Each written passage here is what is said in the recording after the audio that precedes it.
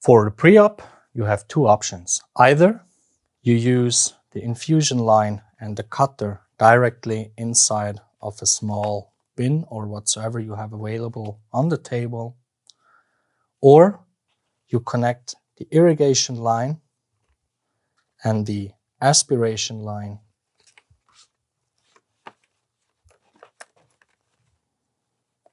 directly and perform the pre-op in that condition. And press pre-op.